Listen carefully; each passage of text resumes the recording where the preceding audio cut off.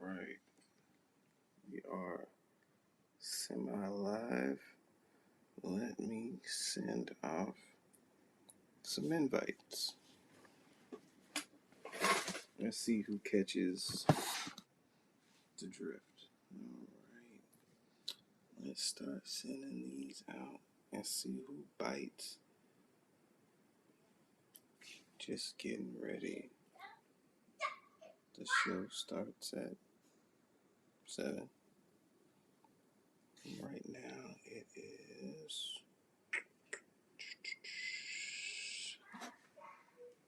Alright, Tagwa's on the line. What's going on, Tagwa? Just getting set up. I'm not going to officially get anything going till 7. If you can hear me, say something in the chat so I can make sure my levels are working fine. If you can hear me, let me know. Type a little something. How do I sound?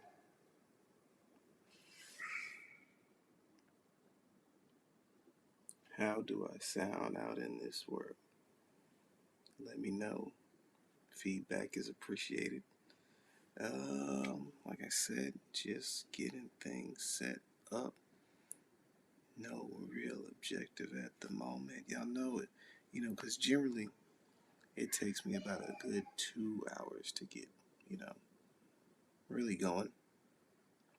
I'm going to play a song right now that kind of fits the vibe of what I'm talking about. It's really my go-to song when I'm on the verge of wanting to give up. It's in my... Alright. Y'all may have heard this song. It is Believe by Stickman. I'm playing live. So now peace. I'm sure I can break free from the chains. I can heal, I can change, a fight and never give up. I done made up my mind, I can do it, and that's what's up. I'ma learn, I'ma find what I need to help myself. I understand that it's up to me to take care of my health. I'ma prove to the world that I can get back up on my feet, and I'ma do it for myself, for me, and for my family. They only want the best for me. They wanna see me in control of my destiny, and I believe I can. I know I can. I'm sure I can. Get this dope out my veins. I believe I can. I know I can. I'm sure I can. Break free from the chains. Ain't no easy way out, but I made it this far. Many days I slip back frustrated cause it's hard, but it's my time now to make the changes in my heart. And I ain't looking back right here the days where I was scarred. I believe in myself, I just made some bad choices. I still love myself and I ain't ready for the coffin. I'm reaching out to my loved ones for their support, and no negative thoughts is gonna stop me. Just watch, I believe I can. I know I can. I'm sure I can. Get this dope out my veins. I believe I can.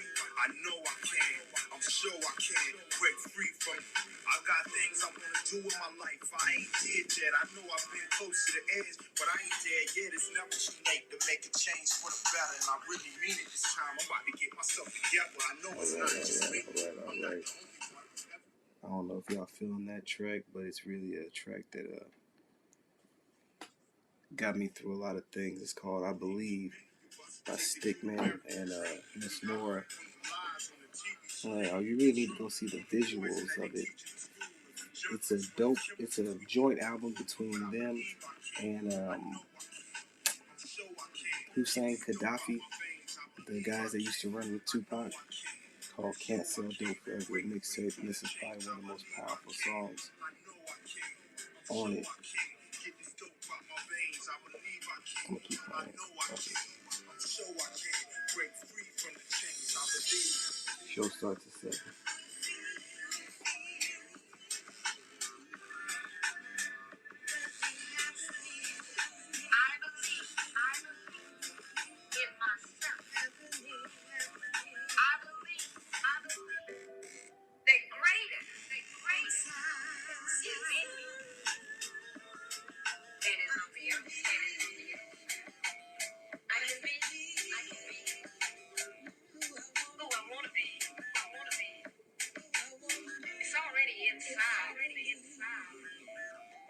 Just believe in myself. Yeah, man, I would play that song out just back to back when I was working out. that part of the whole equation is the hardest part of the whole equation. I'm actually going to send that out to a friend of mine so she can hop on. Sam, what's going on? Be a man, what's going on? Fly, T Fly, what's going on? Toggle, what's going on? Um, that part about just believing in yourself is it's a much bigger piece of the puzzle than I initially thought. A friend of mine, I keep saying, a friend of mine reached out to me and she texted me. I'm not gonna say who it is, but she simply said, "You're right." I'm like, right about what? She said that you were right. I always knew this whole time what I wanted to do. I just finally admitted it to myself. And that is something that I'm coming to grips more and more with and understanding more and more that, and I honestly believe this, and I pretty much would challenge anybody. I'm going to raise this up just a little bit. Hope that sounds better. If it does, let me know. I would challenge anybody that says, well, I don't know what I like to do. I find that very hard to believe for multiple reasons, right? So, why is it that if you ask a child, what do you like to do for fun? Very rarely is the answer, I don't know. A child will tell you, oh, I like to do this, I like to do that, I like to do this. Why is it that when you become an adult, that becomes so much harder? Hold on. All right. Be a man, I just sent you an invite. You said you want to hop on and start talking. Why is it that as a... Okay. Hey, be a man, what's going on, man? Howdy. Oh, hold on for 1 second. It's coming out of a different speaker.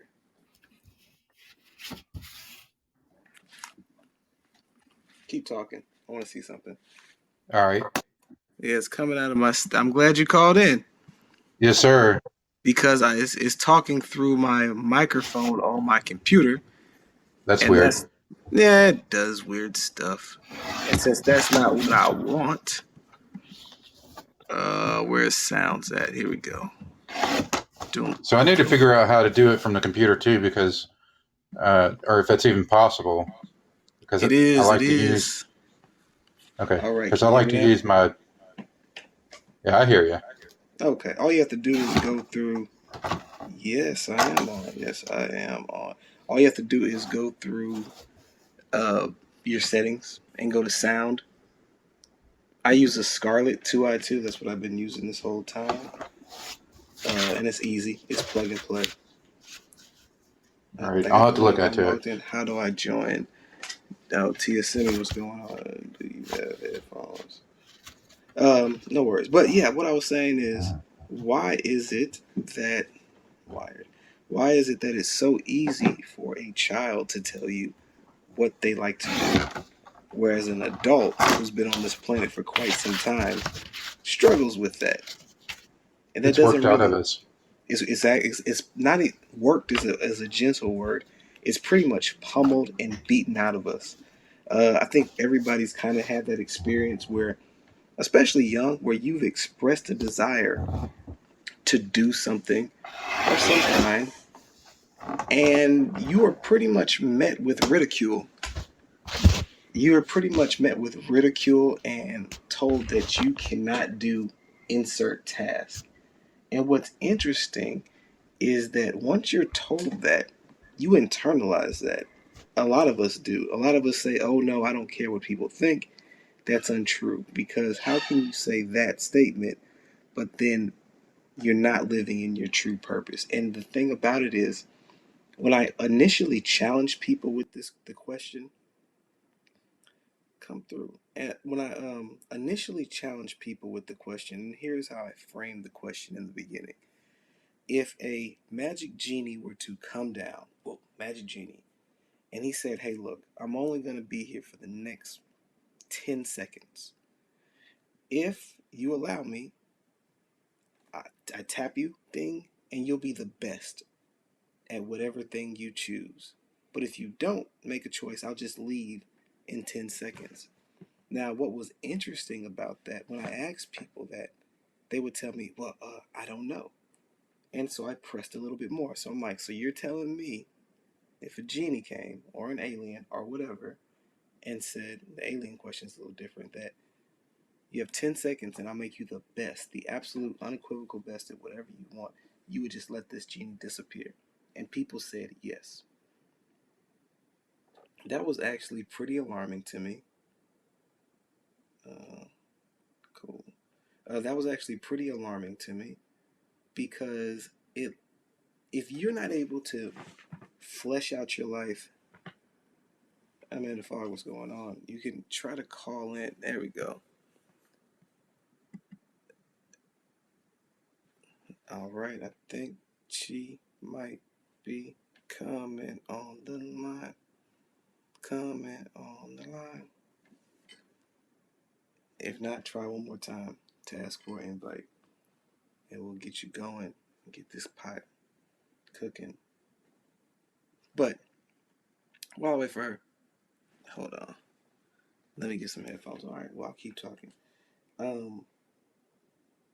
If you weren't able to do it in that circumstance where victory is assured, to where you know that this genie would be able to grant you whatever, well, then how are you going to be able to do that in day-to-day life? And what I mean by that is, if you're not able to set a course or trajectory for yourself in perfect conditions, do you have a chance in imperfect conditions? Over the last couple of weeks, I've been making a lot of forward progress with some of my business plans. Getting my DBA, getting a little square box so I can start selling some of my artwork. And I finally went out and bought the tickets for the 16th, October 16th, to go sell at the Shrine of the Black Madonna. And as soon as I bought the tickets to sell, I instantaneously got very nervous. I hit my boy up at Be a Man. And part of me was like, started to think of reasons to get out, telling myself that I didn't have enough inventory, telling myself that I need to go scout the place out. Even though I had been there a number of times already, my food is on the way. Uber Eats is the devil. I had already been there a number of times and I knew what to expect. But for some odd reason, defeat and doubt started to creep into my mind. Real subtle, real. But I'm going to go ahead and do it. And that kind of leads into the topic of today, which is the mystery of the glass box,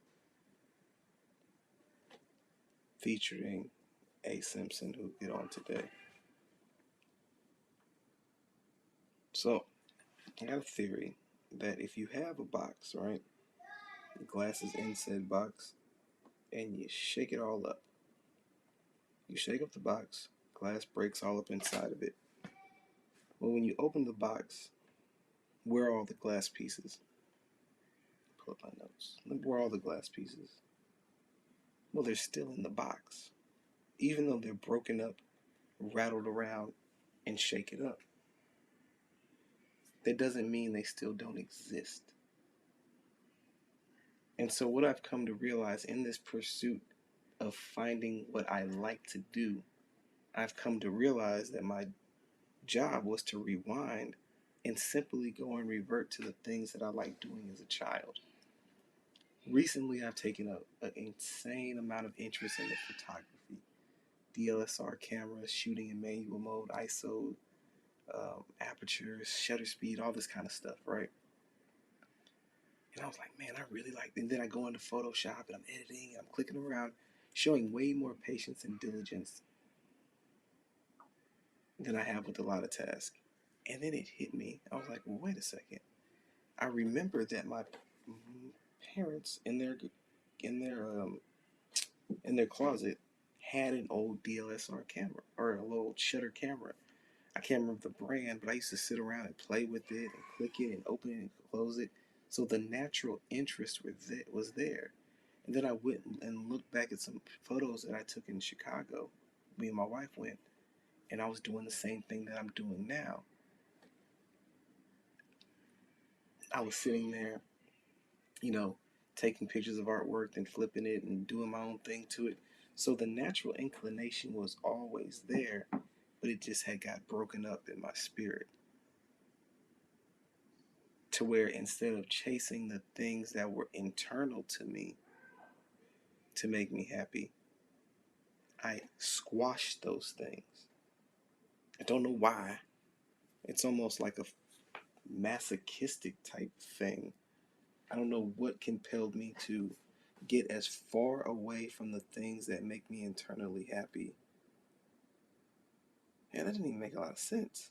Now that I'm sitting here really thinking about it, why would I do something like that? Why, instead of running to the things that bring me fulfillment and enjoyment, as I got older, I started doing the opposite. I started trying to find things that would damage me. That doesn't even make any sense at all. The more and more I let it melt in my brain, and it probably had a lot to do with a sense of self-worthlessness. Major fly outside influence. It did have some outside influence because I really wasn't picky about who I let in my circle. Not picky like I am now. Because I realize now that who you keep around you is hella important. And the reason why it's so important is because when you, it's not for the reason that I initially thought it was. The reason that I initially thought keeping certain people around you was for one reason only. Hold on. I thought it was for motivation and keeping the haters off, stuff like that. Hold on. Hey, what's going on? Hey, can you hear me? I can hear you perfectly. How are you doing? Perfect. I'm good. I'm just. Okay. Settling in. Yeah. Take your time. Nope, I just I'm made good. this. I'm ready. Hi. Okay. Hey. So this is my Hey. friend, Amanda. Friend of my brothers, friend of Katie. We've known each other for years. Gosh, And since at least since I was in junior high. yeah, oh geez. Thanks Yeah, for I always dating me. forget how. I know. I figured you're old. I didn't want to age you, but Well, I'm glad that you aging helped with myself aged you. helping with my memory because that's the first thing that goes. Hey, you just aged yourself. No, it's all good. You know what? Even though there's some things about getting older I don't enjoy, there's a lot of things I like about it that are a lot better. I love getting older. I always run into ladies Hmm. who are under 30 Hmm. who are like getting close to it and freak out. I loved turning Yeah. 30. What I did you get like pumped best when about it? it really felt like a light switch went on in Hmm. me on so Hmm. many different levels. So I was more sure of myself. I was like literally my 30th birthday was like a light switch turned on, and it was like, hey, you know what? You don't have to just put up with anybody's shit. And Man. you're old enough to make your own decisions, and you're actually a full-fledged adult lady. And Yeah. so I always get so excited when I talk to younger women who are like 27, 28, 29. I'm always like, I can't wait for you to be 30. Because Right. it was just such a good wake up light switch age for me. And I want that for like everybody. Yeah. The thing about talking to younger people is that it can be infuriating and motivating Mm-hmm. at the same time. Because Mm-hmm. you can get around some young people. You can get around some young people, and they will just dismiss all your ideas and thoughts as old people foolishness. But then on the opposite side, you'll get some young people who are like tuned into what you're talking about. Like Mm-hmm. they pretty much listen to everything you say, and they follow the advice. Well, that's good and it's bad. And the reason why, th- even though they're listening to what I'm saying, they don't necessarily know if I'm a good person with their best intentions at heart. Y- Yeah, and you know, honestly, with that, like advice in general, and Hmm. it's I just feel like I need to say this, you know, because we're going to talk about based off of the title, my favorite subjects, trauma. Hmm. But it, advice from one person isn't the above all end all advice. What works for me might not work for another person. Hmm. Um, my mentality, my way of approaching conflict, my way of approaching people can be completely different than someone else. Right. And so, advice to me is always a guideline. You Hmm. know, now if I'm telling you, you know, if I'm telling you don't shoot up heroin or, you know, don't cheat on your significant other or, you know, some sound advice, some Hmm. obvious advice, then you know, I do expect someone to hear that, listen to that. But at the end of the day, advice is just a guideline. Hmm. It's a guidance. It's someone else hopefully telling you something about their own experience Hmm. to give you some education, but it might not work for you. And Right. I think some people get caught up in, well, this is what someone said, so I have to do it, and vice versa. No, and you know you There don't. are people that get angry when you don't take their advice. Hmm. Like, how dare you don't take my advice? And people don't really understand, like, that worked for you. Yeah. You know, I'm giving you, if I tell you a problem, I'm giving you a glimpse Hmm. into my situation.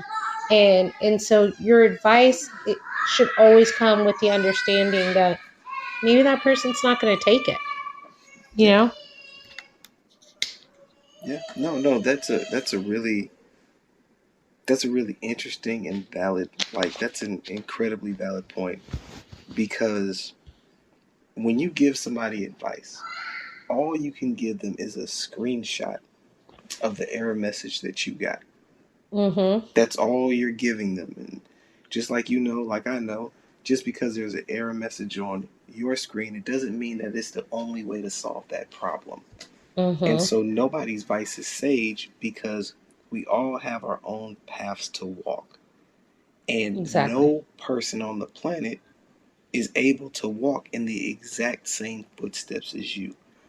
So when I give people advice now, there's a couple of criteria that I have. Number one, I ask them, do they want my advice? I ask Mm-hmm. very clearly, are you asking for my advice, or are you just wanting to talk? Because I'm Mm-hmm. okay with both. I just need to know where we're at. Yeah. If you just want me to listen, I'll just listen, because I don't have to give people advice anymore. I thought when No. somebody came to me with a problem, if I had heard it so many times, it was my due diligence to give them the solution. People Yeah, don't always no. want that. No. I've started doing do you want to vent or you want advice? Hmm. Do you want to solve the problem or you want to get the problem off your chest? Hmm. Because it's different. Yeah. And I had to learn that because I was getting frustrated with people. Hmm. You know, my mom especially is probably the person I dealt with it the most, where I'm just venting. I Yeah. don't want you to solve my problems. I'm a fucking adult, lady. Also, am I allowed to cuss on this? I don't You know can the do rules. whatever you want. No, there are no Okay, I rules. didn't There I really didn't no know the rules. rules, but I can't No, promise you no. anything. Just fucking have at it. Oh, you just opened the floodgates of Yeah, man. profanity. Thank Yeah, you so man. Do what much. you Glad gotta to hear do. it. Yes, do But what you but gotta you do. know, hey lady, I'm venting to you. I just want Right. some comfort Yeah. in venting. Hmm. I don't need you to solve my problems. No. And you know what's more important, I've realized, and now that I'm saying it out loud, it makes more sense. Somebody comes to you with a heart problem, you give them a head solution. That's Mm-hmm. not what they want. Generally, Mm-mm. when people come to you with the heart problem, what they're actually wanting from you is they're trying to see if the issue that they're having is normal. That's really what Mm-hmm. they're trying to see. They're trying to make sure, hey, I'm dating such and such. Such and such did this. Hey, I have an issue with my coworker. They said this. They don't want you to be like, well, you need to go up in there right now, or you need. No, Mm-mm. man, that happened to me too. Or, that did happen to me, and I don't quite understand why you're feeling what you're feeling, but I'm willing to Yeah. listen. Make me Yeah. understand. People like that better than a quote unquote solution. Yeah. And even hearing, you mentioned, oh, well, I've dealt with that. Sometimes I've dealt with it too. I Mm-hmm. I want to just caution people, Mm. just because actually this is very recent for me dealing with my mom and my sister. They got an argument and somehow I got roped into the argument unintentionally. But at the end of the day, it was people don't want to hear that sometimes that you've had it worse or there's No, someone dealing cause with it no, worse. And no, people cause think you're they're dismissing helping. me. Yeah, and people think they're helping because in their mind they're trying to put everything in perspective. I'm trying to Mm-hmm. put everything in perspective, and the reality is when you do that, you're dismissing someone regardless of your Yes, intentions. yes. And that just and whenever I say intentions, it always reminds me intention does not absolve impact. It Right. you can there's a reason the saying is the best intentions, the road to hell is paved with the best intentions. Mm-hmm. That comes from a reason. Like you Mm-hmm. can have the best intentions, but your message could be making someone feel another way. And so that's why I always and I don't always. That's a lie. Mm-hmm. That's a bold faced lie because most people don't always anything. But I try and be more aware of Mm-hmm. when I am dismissive of someone else's feelings. Mm-hmm. Sometimes you try and connect with someone by being like, "Oh, me too," that you don't Mm-hmm. even realize you're barreling over their emotions. Yeah. No, and really, it's really an asshole move because Mm-hmm. what you're doing, what you're doing is you're Simply telling put. the person that I got through it. Look at me. Stop being a Yeah. bitch and just power Yeah. through. Yeah, and it honestly at that point it's more about you than that other person. And it's Mm-hmm. kind of like if you don't want to listen to the other person there, you don't have the capacity for it, just say that.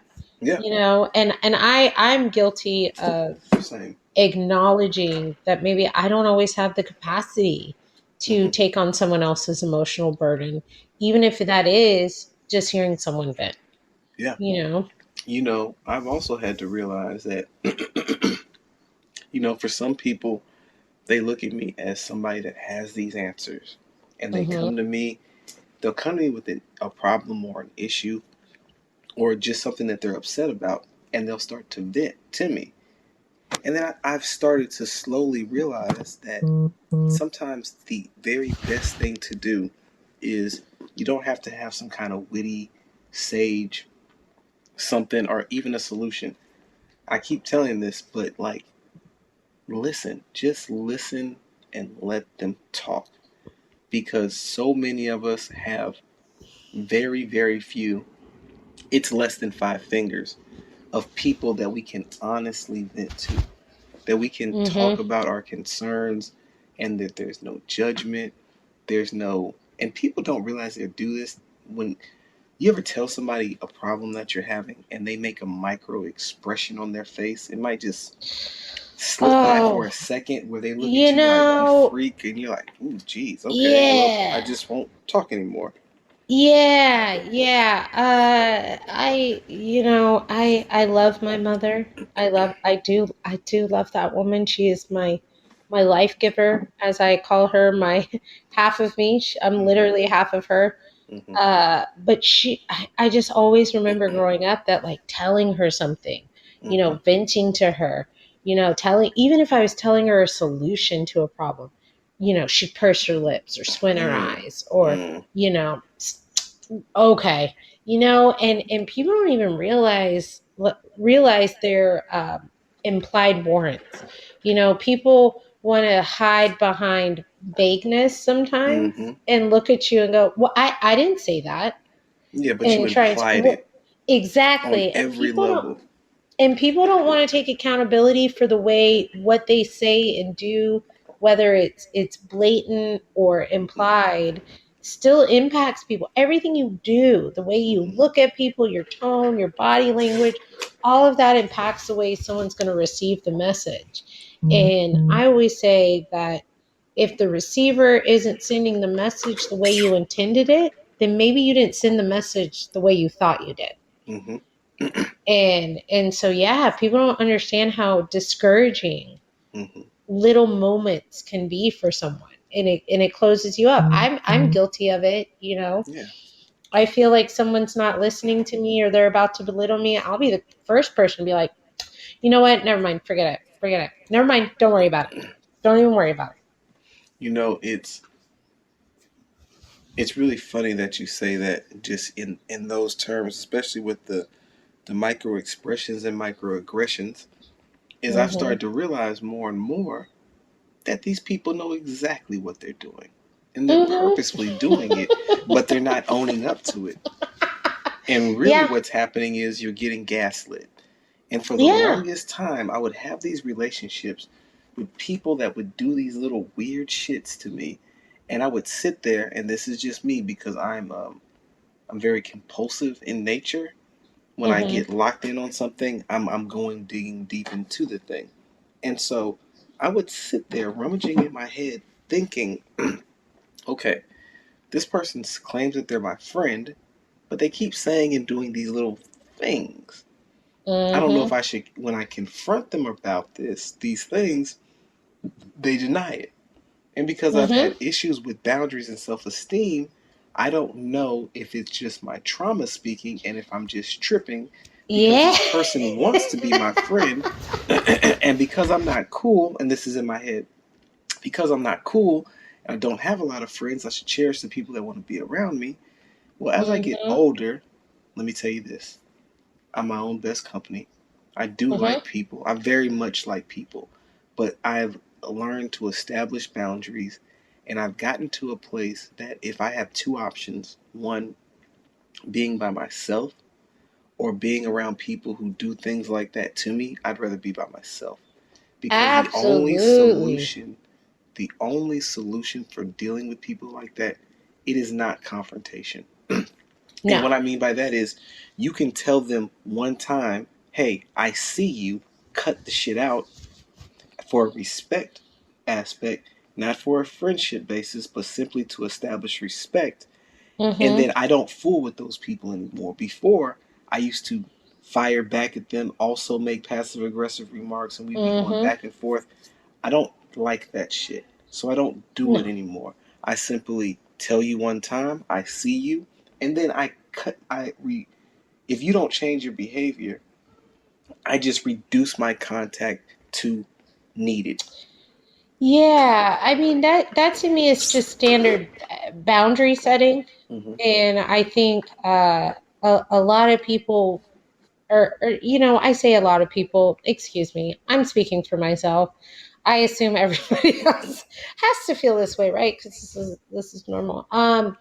Boundaries are hard. They are. You know, we're taught that someone's your friend, you're my friend for life. You know, Yeah, we're yeah. taught, you Which know, is bullshit. blood is thicker than water. And so we're taught at a very young age Mm-hmm. to accept people for all their faults. And Mm-hmm. it's at one some point where you're saying, am I accepting this person at my own detriment? Yeah. And And if you're asking yourself that, the answer is usually yes. yeah, and you just can't do that. I can't do it. I won't do it. I've actually cut off a couple friends. Now, I will say I always leave the door open. You know, I am quick to cut you off. If you fuck around, you will find out. But it's usually because at some point you're disrupting my peace. And knowing me as a person, Donaldson, you know me as a person. You think I didn't tell you at some point you're crossing a boundary? I think not. Mm-hmm. You Right. I know, told and you, and so this is intentional at this point. yeah, at this point it's intentional. At this point, you know, and I take responsibility for it where I'll say, "Hey, maybe I'm not the person for you Mm-hmm. And that's anymore." okay. And it's okay. I can wish you well and good things, but you're not going to fuck around with my peace because it's all I've got. Right. And you know, I'm sure I will keep bringing up my mother, bless her heart, but I will say one thing she did say to me as a kid that, you know, if you say to kids now or someone on the surface would be like, "Damn, that's mean." But Mm-hmm. my mom used to say, "If you maybe you're a boring person." Oh wow. And she would tell me that as a kid. So I was like, Mm-hmm. oh, I'm not boring. I'm not, and she was really saying, like, go play with yourself, right? Mm-hmm. Go entertain yourself. But she would say that.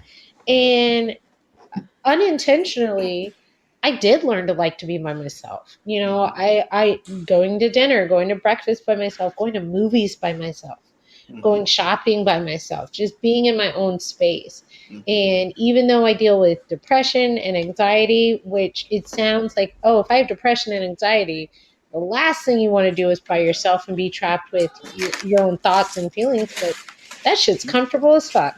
I know, So right? I like my own company.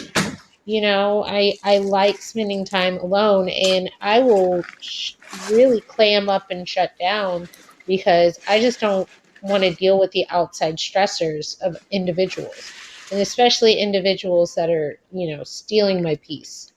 You can't do that. You can't Do you be. think that can be a bad Don't do thing, it. though? I think it can, which is why I say I always leave the door open.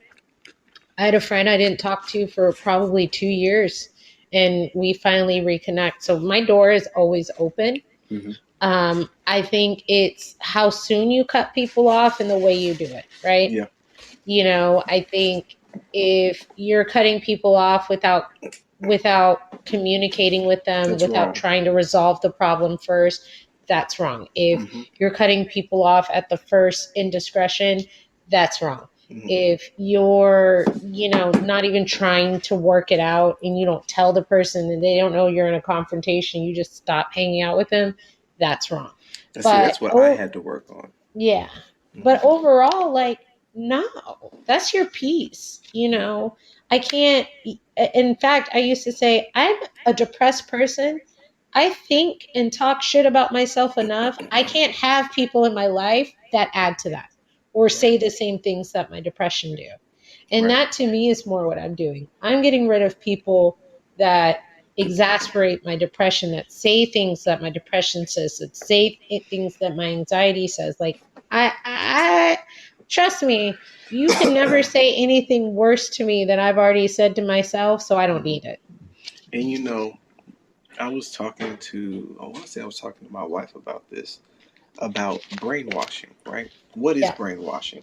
Well, when we think of brainwashing, we think of PTSD, we think about some kind of soldier in a I always think camp. of Marvel movies. Yeah, Like like Winter Soldier, someone came right. in, they They, taught you they, a bunch of they, passwords. they tie you to a chair. Hold on. Mm-hmm. Somebody's trying. They tie you to a chair and then they play these messages over and over in your head. All hail Apple, all hail Apple. And then you come out and Mm-hmm. you're brainwashed, right? Well, then, Yeah. here's the question. If brainwashing is a repetitive message over and over and over to an unwilling participant, right? But it's still been shown to be effective. Well, then what would negative self-talk do to you? Because here's what's even worse about negative self-talk.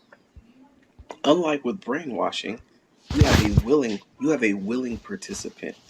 Unlike with brainwashing, which is probably confined to a room or a bed, you brainwash yourself on the go.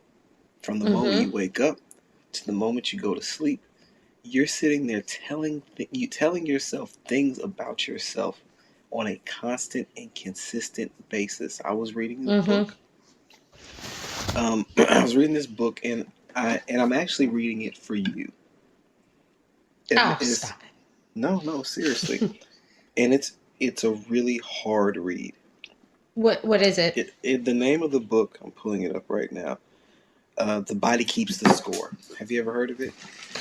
No, I have not. I'm interested to hear about it because just based off of the title, Mhm. it reminds me of some of my work with my therapist. So I want to hear it before I just say an assumption. So it's really it. Let me get my words together. So basically, It talks about, and I'm gonna have to talk more about it on the next one because I wasn't able to get through as much of this book as I thought I was going to be able to because it really hit some sore spots. It Mhm. talks about how trauma can be manifested in the physical body. Mhm. And so the one that really stood out to me, I was reading a YouTube summary, or I was listening to a YouTube summary, and it was talking about how people who who were mentally beaten down with their kids, and power was taken away from them. It Mhm. shows up in the way they walk or how they Yeah. run.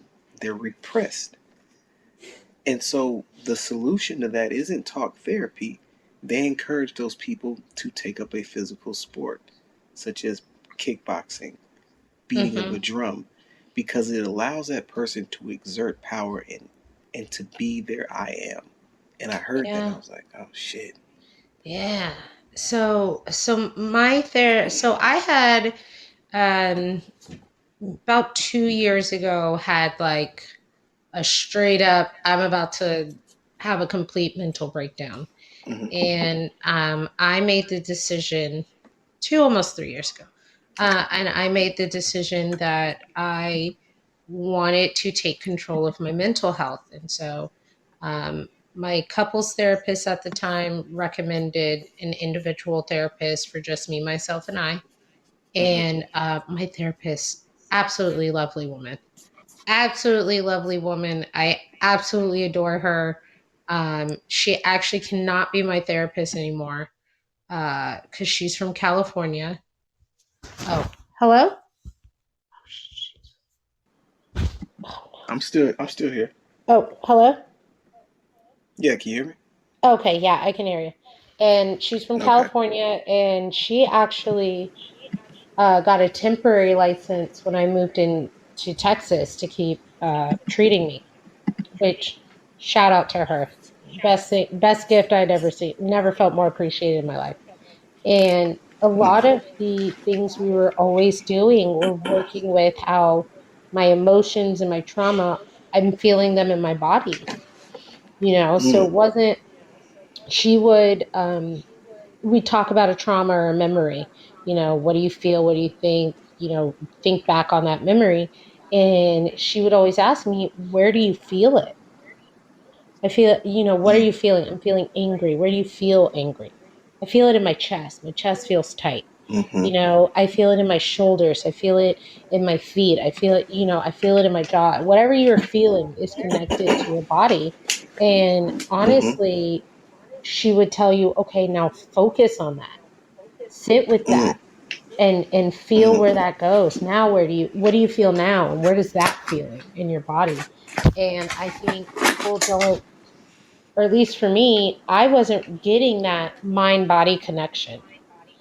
mm-hmm, And people don't realize, and I didn't realize how much your body suffers from trauma. mm-hmm, It's why kids mm-hmm, growing up, your kid has a stomach ache every other morning. mm-hmm, That's a mm-hmm, sign of anxiety. There's something else going through that manifests in your body. And if you don't tend to it, those things will kill you. mm-hmm. That Yeah. that trauma eats you. And so when you say Mm-hmm, like your posture, the way you move in the world is affected by trauma as a kid.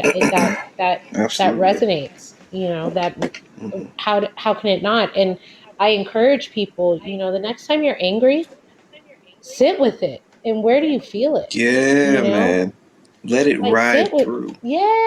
sit with it. Yeah. And we're so Yeah. busy trying to get past it that we don't process it, which is Mm-hmm. why I don't like people that are like, well, I did this and this happened to me and I'm fine.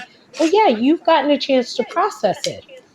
I don't get to Right. skip the process, portion of this assignment because you're telling me I'll get through it. There's still a processing Mm-hmm. portion, and it's just so detrimental not to process things, Mm-hmm. good, bad, or in You know, between. it's so funny that you say that because I keep going back to this book that I read. Hold on. Um, the Four Agreements, right? And Mm-hmm. two of the four agreements were don't take things personally, and don't make assumptions. And so now what I've been Yeah. doing what I've been doing now is, so in the past, I would get an emotion and I wouldn't sit in like something that I did or whatever, something that or something someone did to me. I would Mhm. take the emotion and just kind of stuff it, right? Bury Mhm. it, not really address it, and then it would manifest in all types of physical ailments. Mine would center in my stomach. I would get Mhm. bad GI issues. I would not eat, or I'd be taking dumps all the time, whatever. Mhm. Well, when I started sitting with my emotions and asking myself one very simple question: why did what this happen? Why, with what just happened, why is it making me feel the way that it is? Mhm. Simple. And I would just sit there with Mhm. it like, okay, why is this why is this making me angry? Well, it's making me angry because I feel like this person disrespected me. Okay. What evidence do you have that this person disrespected? Yes. The action. Okay, well, besides the action, what else do you have? Well, I really have nothing. Okay, Mhm. is this really about the person, or is it about some shit from fifth grade that you're bringing to this present moment? And And yeah, honestly, yeah, 9 times out of 10, it has nothing to do with the person, not the level yeah. that I brought it to. Sometimes, sometimes I say to myself, is this really happening, or am I viewing it through the lens of my trauma? Mm-hmm. My therapist called me out a long time ago and said, "Are these things really happening, or are you assigning your interpretation to it?" So much we do it. We do it, and we And don't we even do, realize it. and we do, which it sounds right, like counterproductive to what we were saying before, which is people have all these implied warrants and in these implied things. And I think as you deal with people, you can, my mom, I've known you since I came out of the womb. I know when you're implying something and not, but like you're saying, I Mm-hmm. can't take everything personally. Sometimes the No. issue isn't me. Sometimes there's something going on with them. Sometimes I tell people, please don't make your shit my shit. That's a you thing to kind of sort out. Mm-hmm. But I It's am not even a guilty. sometimes thing. Yeah, it's always, you're right. It's a almost, It's a but lot. it It's a lot. yeah. But I had to really ask myself, am I assigning my interpretation to this? Or, my favorite, oh, she used to say this to me all the time. Is there another way we could look at this? Mm, And I challenge people to do that when you're upset with someone. Take a mm. moment and ask yourself, is there another way I could look at this? And, You know, and that gets you because you're like, obviously, yes, but I don't want to because this is how I'm feeling. And, and, yeah. and I don't, and I would tell her that. I'd be like, obviously, the answer is yes. And the thing is, you have the right to feel how you feel. There's a reason you're feeling it. There's a reason you're angry. Someone's crossed the boundary. That's you protecting you. There's something going on that there is validity to. But what you can't Mm-hmm. do is Mm-hmm. react based off of your emotions. You can't let Correct. your emotions rule the situation. And that's the difference. You can feel what you want to feel. You can think what you want to think, but that is an internal process. You're entitled and Mm-hmm. valued in whatever you're feeling, but that doesn't mean because I'm feeling this I can react any way I want. I can respond any way I Correct. want. And I use anger as a good example because it's just a really easy emotion to react, right? Mm-hmm. So if I'm mad at someone and they've made me mad, I might feel mad enough to slap you, but I can't actually do that, you know? Mm-hmm. so, Yeah. so you gotta Well, sit you with that. could. I mean, I could, you can do whatever, but that's not how we do, right? That's Right. not That's not productive. appropriate. It's not, it's not Correct. productive. That's not going to solve anything. That is me reacting and not responding. Mm-hmm. And there is a Mm-hmm. And if big you live your difference life between reacting reacting and to responding. everything, Hmm. if you spend your life reacting to everything, that puts you in an anxious state because you're Hmm. waiting for the world to happen to you. Yep. And the world is chaotic, and you never Yep. know what people are going to say or do to you. It doesn't And matter. You can't control you that. no, and you can't plan for it. And so what I have found is that for me, I have to control myself in what I can. And I've had more positive reactions. I've had more positive Mm-hmm. relationships. I'm less anxious Mm-hmm. when I deal with confrontation because I am Mm-hmm. responding, not reacting. I don't have to worry about getting, Correct. oh, I'm going to get so mad that I'm going to do something I'm going to regret. I Mm-hmm. don't do that because there's tools I've put in Yeah. place to make it where I respond and I don't react. And it's Good. just, Good. Good. that It's almost magic. it is. It's almost like I don't. It has been such a good experience for me over the last year and a half. I mean, I was in therapy for Mm-hmm. about 2 years too. So let me just Good. say year and a half because I had to do the work to get to this point. Mm-hmm. Okay? Hey man, that This work is is a day beast. one. I had to do the work to get there. Mm-hmm. But it And it just is work. makes it is work. It makes my relationships with other people so much better. I'm not Yeah. reacting. It's such a much more Mm-hmm. calm, respectable environment for me Mm-hmm. and those around me. And that's really important.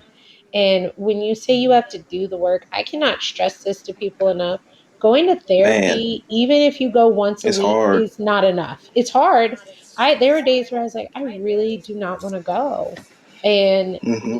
I'm not gonna lie, some days I didn't have the spoons. I didn't have the effort to do it. Most weeks I Mm-hmm. did. But Mm-hmm. there was work afterwards. There were books she gave me to Mm-hmm. read. There were breathing exercises, visuals. What's some good books that you read? I read, oh God, what is the name of that book? There's one about codependency, which is interesting Mm-hmm. Is it because attached? most people think no. It is codependent no more. I can barely hear you. You're kind of Okay. far out sounding. Okay. Did you hear me now? Okay. It's called Yes, I can hear you oh, better now. good. It's called Codependent No More. It's by Let me write that down. Codependent no more. Melody Beatty. It's Beattie, and it's Codependent No More. And a lot of people, I Mm-hmm. think, when we hear codependency, we think relationships. Mm-hmm. It's girls that are dependent on their boyfriend. There's people that can't be alone, and some of that is true. But really, and I'm just going to read just one line that really sunk with me in this book. It literally Have at it. says a codependent person is one who has let another person's behavior affect him or her and who is obsessed Mm. with controlling that person's behavior. And if Mm. that shit wasn't me to a fucking T, I don't Wait, know what it is. run that back. Yeah. Run that back one more time. Listen Say to that what for me this one is more time. saying. A Okay. codependent person is one Mm-hmm. who has let another person's behavior affect him or her and who is Mm-hmm. obsessed with controlling that person's behavior. So I So the spend codependent time, person is trying to control the other person. yes, it's not even Huh. that you're affected by Huh. what other people are doing. I'm bothered Mm-hmm. because you're not doing the right thing. I'm bothered because you're supposed to be doing this. I'm bothered So because you're you supposed to want to be hear to do something this. funny? Mm-hmm. So you want to hear something funny? The Yeah. biggest issue that I've had with people, not just with friendships but relationships, the whole gamut, was that I was assigning people to an elevated status. I was I assigning used to. people to best friend. I mean, like, Yeah. or the woman of my dreams, or whatever, and then they Yeah. would be who they actually were, and I would be upset, even though they've It's never shown me anything different. expectations. You gotta have Mm-hmm. realistic expectations. I used to say I can't keep expecting me from other people. And that's No, where you like can't. my obsession would kind of come into why that's not how I would answer you. That's not what I would say. I would Mm-hmm. never say that. I would never do that. Why would you do that? Why would you do that? And when they talk about Well, they're not you.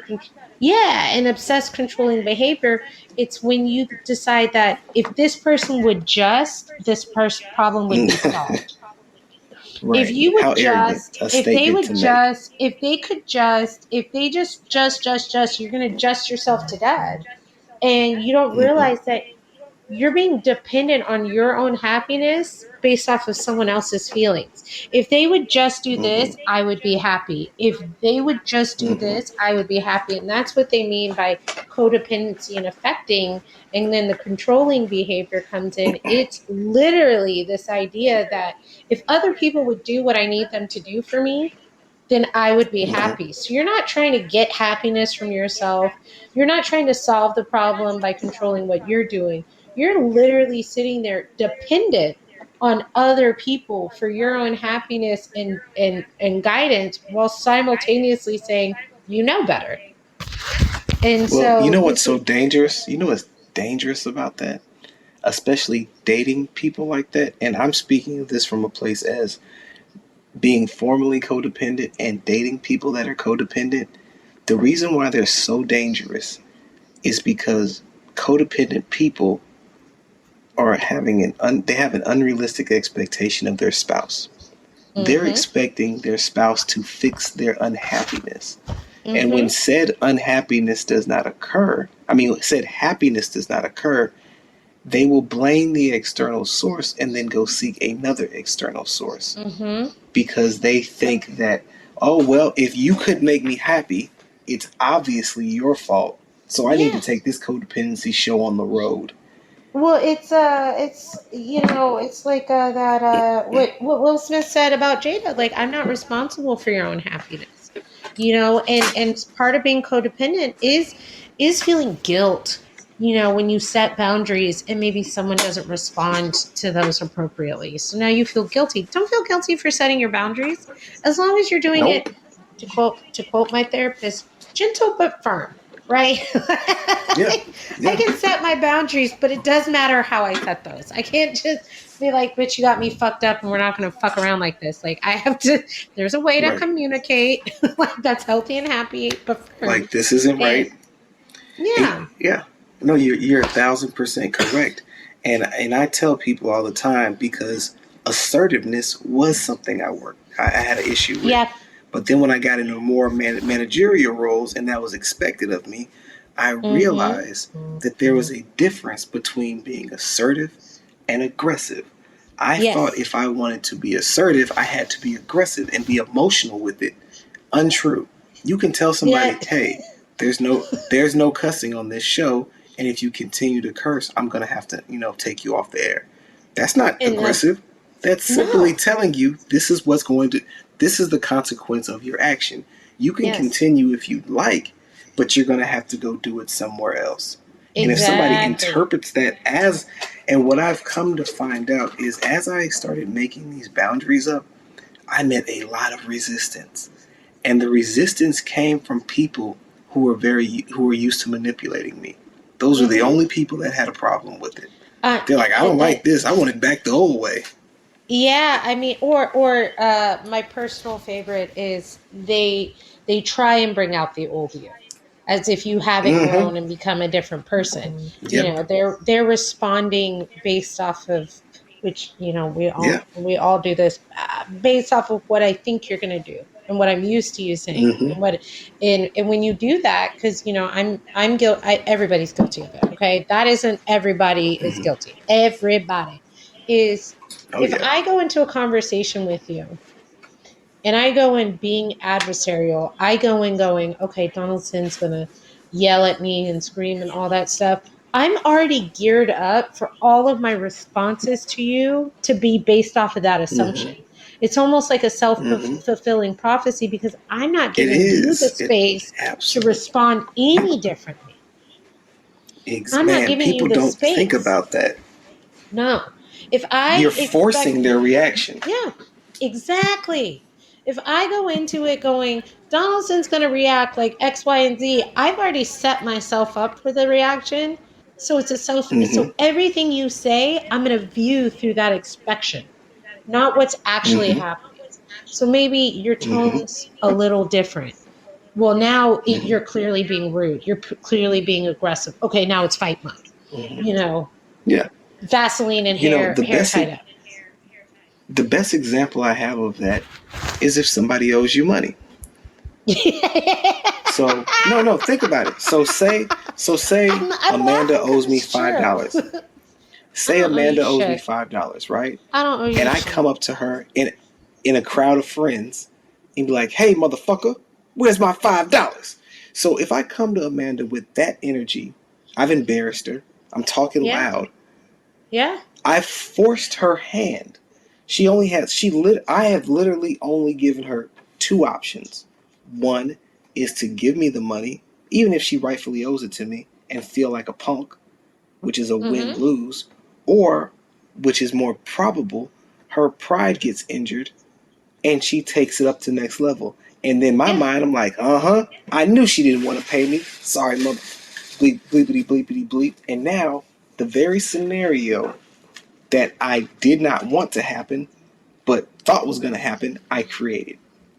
Exactly. And people don't realize how much of their own worlds they create. And I notice it, especially going back to that trauma book, with physical activities or activities that people like to do and would like to try.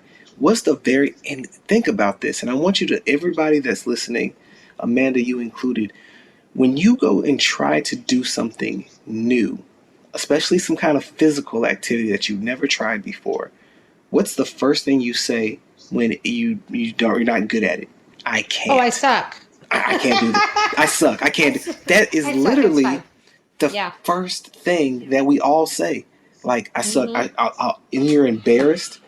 Why you're embarrassed? Because no one else has these lofty expectations of you. You're sitting there thinking that there's this imaginary audience judging you, even though it's probably your first time and no one's good at anything for the first time. The But imaginary you get so audience. embarrassed, you stop. Yeah. The And we all imaginary have this audience imaginary. hits me. Oh man, that imaginary audience is hard. Okay, go ahead, man. How's it What you going? got? Hi. It's going, man. Hello. Well, Sean. Introduce yourself. This is Yes. let me introduce you. So everybody, this is Sean. This is my very first big collaborator that I've had to the podcast. He helped me design my website. Not helped, he did it for me. He's an excellent web designer. And if you want to, and he has, I don't know how to say delicious cakes to another man without sounding suspicious, but he does They're have dangerously delicious. Dangerously we're talking delicious. like, wait. We're talking like edible cakes, not booty cakes. Yeah. not booty cakes, but they're edible cakes that are liquor. You know what? Instead of me butchering things, I'll let you introduce yourself. Because you're like, he's got cakes, and I'm like, are we talking edible or like backdoor cakes? I don't know. Yeah, no. That's what I was trying to avoid. So I'll let you introduce yourself, as I've already butchered the intro. Oh, you're good.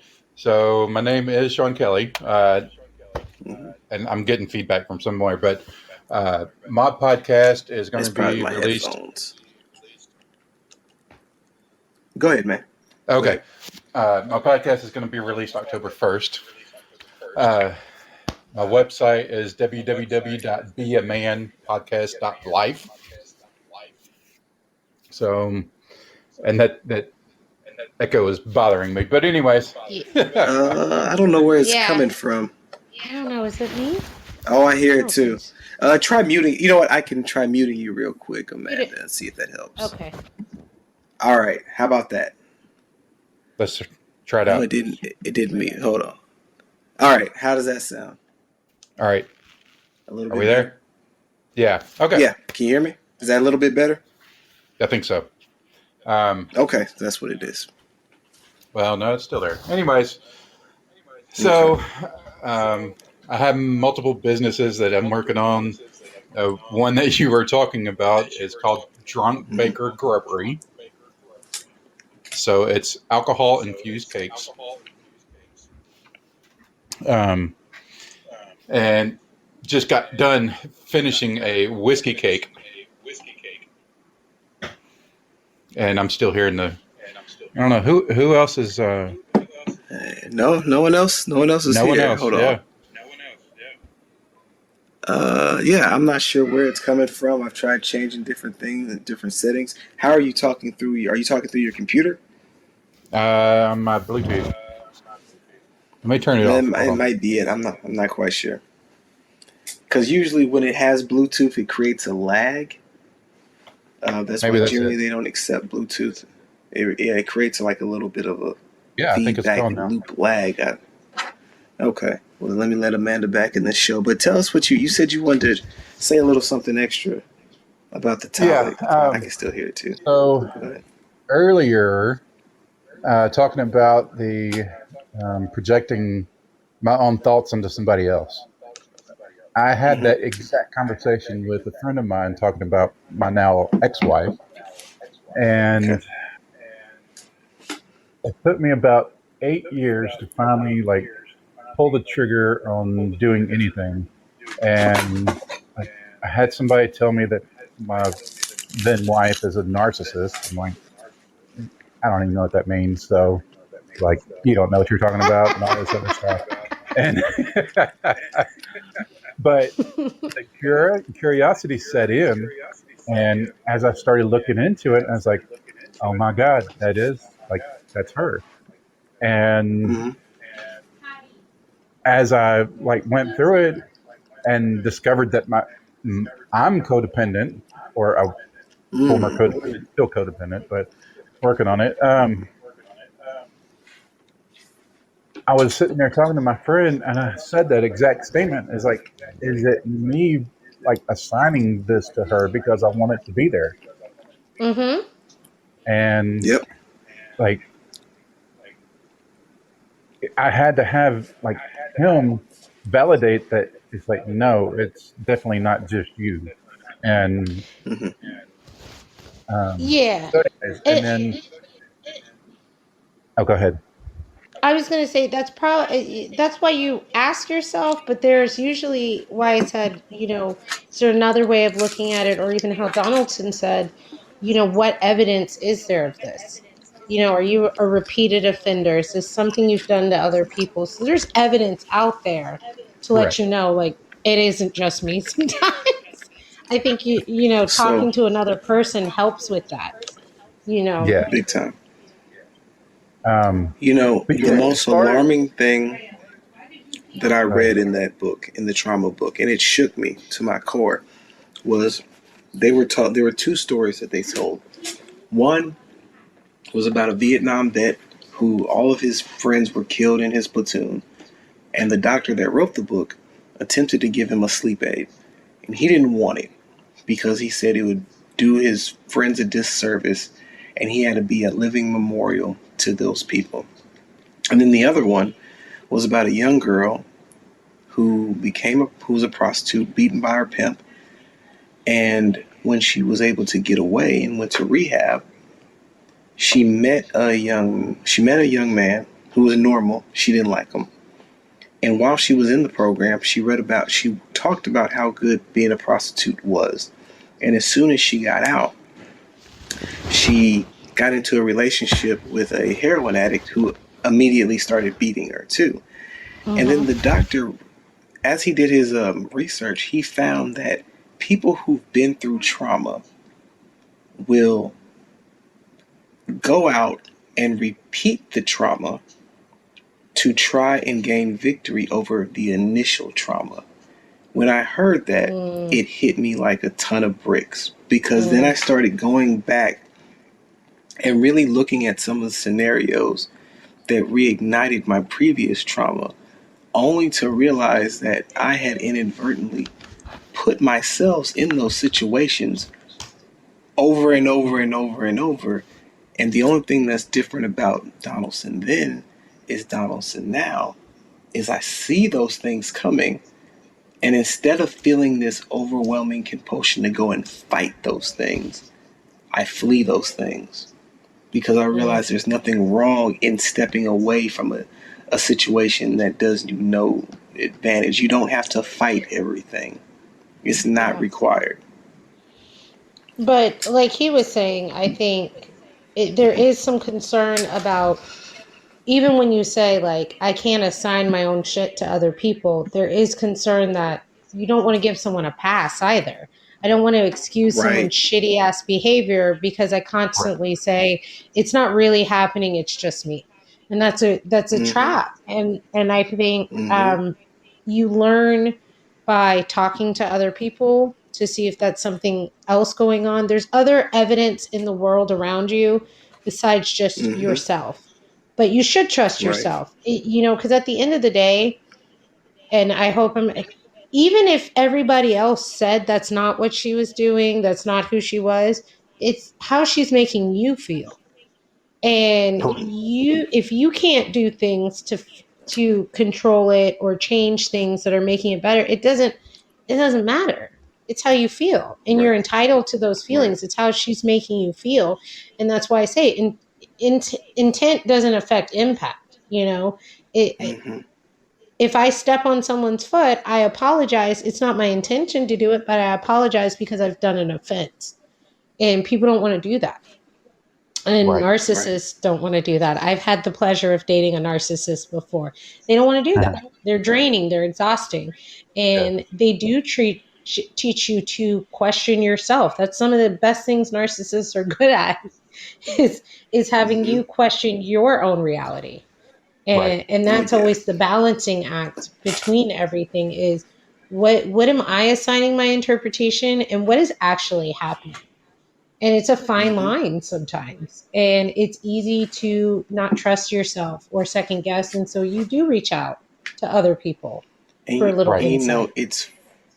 It's funny that you say that because I've started to realize more and more that school has plays a part into that, and it's all in this kind of cyclical loop. So over the last few weeks, I've realized that I really, really, really, really, really enjoy learning. And Hmm. I sat there and I was like, if I like learning so much and I can do it all day, what is it about school that I suffered so much in? Because, like, even when I'm in classes now, I will have anxiety about testing. And so, Hmm. for over the last few days, I've sat down and thought about, like, where does this anxiety come from? And then I realized it's because of the way that school is set up for us to teach. It's set up for, instead of you being geared and taught the things that you are maybe have a natural aptitude at, and this is like two part, they teach you all this different stuff and they teach it to you in a set time frame, and then you're tested on it, and then you're ranked on it. And that absolutely, if comparison is the thief of joy and you're not supposed to compare yourself to somebody, they do that to you for 12 years. They Yep. assign you a Yeah. rank, and then in assigning you this rank, they tell you that if you're at the lower part of this rank, guess what? Your life is going to be inferior compared to these people who are superior to you because they're good at school. They're good at Right. Hmm. memorizing and regurgitating. That is Right. different than learning and having a. So what happens when doing that is that you go through this indoctrination for about a good 12 years, and while it's happening, you are slowly being eroded away and pretty much told not to trust your gut instinct, because I Hmm. think everybody on this call can say that while you're in school, you enjoyed some classes more than others, and school never felt right. You're like, I know that this is supposed to be the road to success, but why am I so resistant to it? Everybody else seems like Oh, they're doing so well, but I hate this shit. homework, I homework, really don't. Homework, homework. homework And there's killed me, never, killed and then me. here's the thing. Here's the thing, and this is the other reason why it kills your gut instinct. I realize, so I've been learning how to draw. And while learning how to draw, I found myself doing it in the normal way school teaches you. You know, you sit down with the tutorial on YouTube and you go step by step. I get bored and I can't keep up, and so I stop. When in reality, it's better for me to grab the material and just try and just Mm. see what happens, and I learn it that way. They don't teach you that in school. They teach you this is the way you do it. If you don't learn it this way, you're doing it wrong and you're Yeah. stupid. Yeah. Yeah. Because a mistake in school is a mistake, but a mistake in the real world is actually a learning experience. which is funny because yeah, nowadays mistakes I learn best from my mistakes, so it's funny. But Right. homework, I could not. I loved learning, tested well, couldn't stand homework, and it would kill my grade because I didn't want to do it. Why do I Yeah. need to take it home? Yeah. Why do I need to take it home if I'm Mm-hmm. testing well? And what is that quote? A fish will seem stupid if you ask them to climb a tree. We don't have time though. I feel like school Mm-hmm. systems, they don't have time to make it cater to each person or each thought, and so they're just trying to streamline it. And it's not that I'm just like out here bashing teachers or saying that they're wrong or Yeah. anything, but I'm okay. I'll give you a good example. This is something that I discovered. So everybody on this call knows about Maslow's hierarchy of needs, right? Yes. And so I was talking to a friend of mine, and I think you know her, Tracy. We were talking about the self actualization piece. So, the way that Maslow's works is physiological needs, water, air, food, safety needs, love and belonging, esteem, and then the last one being self actualization. So, it's really hard to go through you can't get to the top step until you go through these other ones. But this is something I Mm-hmm. didn't know about Maslow's hierarchy, and it will explain Western culture to a T. So, number one, apparently he stole it. He stole it from the Blackfoot Indians. Oh, And that sounds there, about right. and the actual triangle, right, Maslow's hierarchy, is actually a TP. I don't know where that came from. So it's actually a TP. And at the bottom of the list, and you'll notice the difference, it goes self actualization, community actualization, and then cultural perpetuity. So, in their way of doing it, where the Western version is very individual, it's all about getting better for yourself. In the Blackfoot way of doing things, you become a better person to help out the rest of the community. Oh, That's hell totally yes. different. It is Well, and different. That's a totally different way of thinking. What's that? well, I was going to say that's one of the things behind my podcast is Mm-hmm. learning to become a better man for the whole of the community. And it's Mm-hmm. it's not necessarily just for yourself. That's obviously number one because it by being better, and better is kind of a generalized term, but by being more productive within yourself, then now you can then turn around and then help others. Yeah. I Right. that honestly, that's fine. That's the therapy has, as I've worked on myself to be the better version of myself that I can be. That's what I always say. I'm trying to be the best version of myself I can be, whatever that means. And And that's all you can do. it it's naturally radiating and seeping into my other relationships. So because Mm-hmm. I am working on my traumas, my issues, my shit, it's allowing Mm-hmm. me to have more fulfilling, open, and beautiful relationships with other people. And so it's all Because they're that to real me, the relationships. yeah, but it's all to me the same concept is you don't make your community. I mean, you can. I'm sorry. So there are certain instances where it's true, but the best way for you to make the world better, your community better, things better as a whole is always to start with yourself first. I'm gonna And put that you will on mute help real quick, Vega. I'm listening. Go ahead. and and that will help radiate to your community Mm-hmm. and people that are closest to you. And I think that's really Absolutely. important is that you make changes by making sure you start with yourself.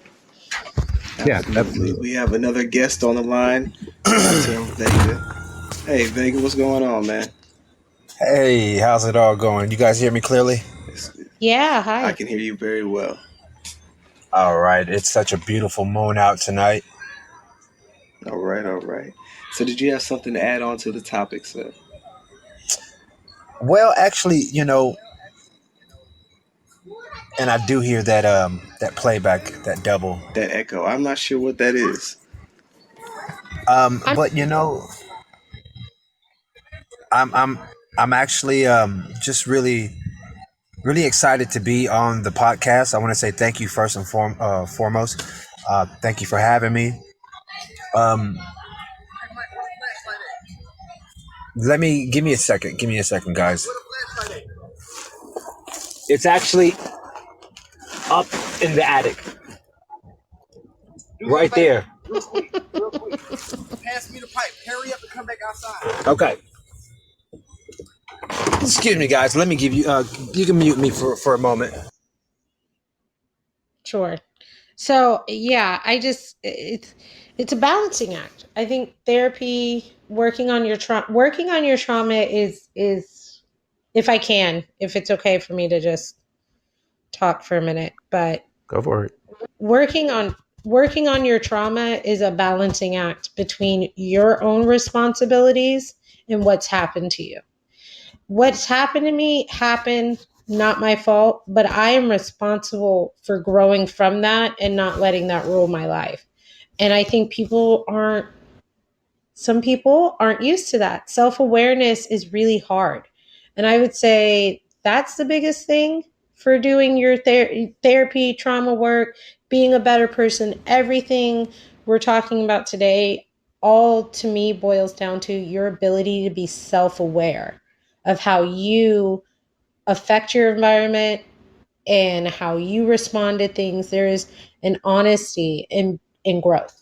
And that's a really hard step to get to, is to be honest with yourself in that growth.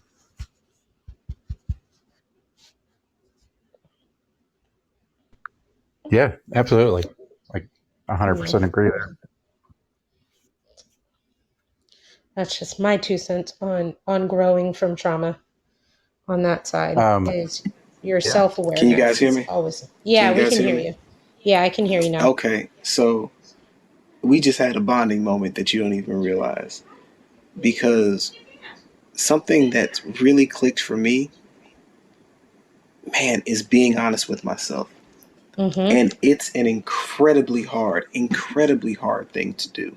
We think it's easy, but when you encounter something and it disturbs you and it creates that physiological response, and for me, like mouth goes dry, standard stuff, and being honest and saying, wait a second, this thing bothers me. Like it actually is somebody playing through their headphones or through a computer? I'm playing through Is headphones, but anybody they're Bluetooth. okay? So Then maybe I'm that's using what's causing it. my phone microphone. Is it on speaker? Yes. Oh, that might be Then it. try turning it off speaker. Yeah. I don't, Uh, hold on. okay. I think Vega's Um. ready again. All right, All right, I'm back, Vega, guys. you in here? You in there? All right, man. Tell us what you got. Yes, so development, self development. There's no way to really help our environment if we don't develop internally. Externally, it'll be shown, especially your external environment. You know, Hmm. it's all about how you treat yourself inside. And yes, truth, honesty is one of the main components of growth. Hmm. So I second that And emotion. that's Absolutely. yeah, yeah. It's but man, if and you start to realize that you can only get back what you put out. So Mm-hmm. if you at the very minimum are not being honest with yourself, how and then do you plan on turning around and being honest with others? It's really not too feasible. And the thing about it is, when you have gut instincts, your gut instinct can pick up things that aren't incongruents. So if Mm-hmm. somebody's being dishonest with themselves, they're in turn being dishonest with you, it creates a poor feedback loop. That's why we have a tendency to, even if a person is a negative, nasty person, even if they're still being organically who they are, you can still gravitate to that and still deal with it, because at least they're being honest about who they are and the emotions that they're having. It's really difficult to deal with a person who has that passive aggressive nature that's not honest about their emotions, because you can never get a real read on them. You'll say, hey, everything okay? Yeah, Yeah. everything's okay. but everything about them tells you that it's not okay, and then everywhere they treat you shows that it's not okay, but you can't ever get to a resolution. But that's, see, Yeah. when I hear that, my first thought is that's their shit, not my shit. Like, Absolutely. like, Absolutely. and that, like, it comes down to you as an individual and your Hmm. honesty with yourself and your accountability with yourself and the parts you play in this stuff Hmm. and setting those boundaries. If I let someone in my life that is constantly a habitual line crosser, at A some line point, stepper. a habitual line stepper, at some point, A that's on me. habitual line stepper. You know what I mean? At some point, that's on me. If Hmm. I'm not setting those boundaries, if I'm not breaking the Absolutely. patterns in certain cycles, if I'm not Hmm. owning up to, hey, maybe I didn't respond the best way, maybe I wasn't my best self in those Yep. moments. And so that's what I mean when I say it's important to be self aware, to hold yourself accountable, and to do things that are good for you. Like I said, I will cut a motherfucker off because you're ruining my peace. It's Right. straight up. I But you know, can't. I can't. but you know what's so powerful about that? When you say to yourself, okay, this person did something to me. In my locus of control, what could I have done to establish a boundary? Okay, Mm-hmm. I could have done this. Okay, the next time I have an interaction with that person, I will do it. If the same thing comes up, I will do such. What I used to do in the past is, I can't believe that this person did something to I. And this is really how I thought. I can't believe that this person did this thing to me. It must be Yep. something about me that allows people to do that to me. I'm just insert whatever negative thought. It didn't take any ownership of it. I just thought that there was something intrinsically wrong with me that would cause people to treat me in such a And fashion. what When that what's was not, I was interesting actually is, creating it though. Hmm. but what's interesting about that is there are people like you that say there's something wrong with me, and then there's people Hmm. that say there's nothing wrong with me, and Those are dangerous people too. everything is always happening to you. Oh I yeah. stopped being friends with someone last year. And one of the last things I said to her was that I said, you probably need to learn to take responsibility for the part you played in this because not everything is happening to you. And that's a really Right. hard pill to swallow because it's so easy to It say, well, is. they did this to me and they're doing this and my boss did this and my significant other's doing this and so and so's doing this. And you don't stop to think, okay, what did I do to get us there? Yeah. What part And you did know, I play in people this? people with that victim mentality, and that's not a word that I ever really used, because when I heard it, it was always from people trying to, persecute the victim. But then as I get older, I start to realize that victim mentality is very real with some people, and it Mm-hmm. paralyzes their life. Whenever, like, they say, there's an opportunity at work or something like that, we'll just made up scenario. Oh, you should go apply for this promotion. Oh, they'll never give it to me. Well, why do you think that? I don't know, but I just know they don't like me. Okay, well, what has actually happened to you on the job that lets you know that they don't like you? Mm-hmm. Well, I mean, I nothing had really, that. but it's just looks. It's just looks, man. I just know it. So I'm like, so you're not even gonna try? Because if you don't even try, you're 100% guaranteed not to get the job. Yeah, or I'm gonna get fired. Okay, well, how do you know you're gonna get fired? You're getting yourself worked up about something that might not even happen. What do you and it's Mm-hmm. identifying what have I seen to get me to this point? And if I don't have any evidence, I can't pinpoint, I can't say, well, I saw someone else do exactly what I did and they got fired or this or Mm-hmm. that. I'm just making stuff up in my own head at that point, Yeah, you it's know? just in your And head. and It's and imaginary. so there are, that's why I say there are people like you or even me where I'm like, I just suck, I'm not gonna, I just, there's something wrong with me, blah blah blah. And then there's people that are like, I got fired from a job, I don't even know why, and you find out like, oh, you were taking 2 hour lunches every day. Well, I think, Exactly. take it, you know what I mean? And there are people out there that will be the problem, be their own problem. and Hold on, refuse to hold on. see Let me. it and believe it's always happening So to them. I have a really funny story about a guy that I used to, and I can still hear this echo, so I don't know where it's coming from. Anyway, It's probably there me. was this guy that I used to live in this apartment complex with, and he got fired from his job. Two things happened to him that always stuck out. One, he got fired from his job as a security officer, and two, his vehicle got towed. So in this first instant, he got fired as a security officer. I asked him, "Well, what happened?" Somebody was stuck in the elevator, and I was trying to get him out. And I was like, "Well, that doesn't make a lot of sense that they would fire you. Well, what else happened?" Now that's it.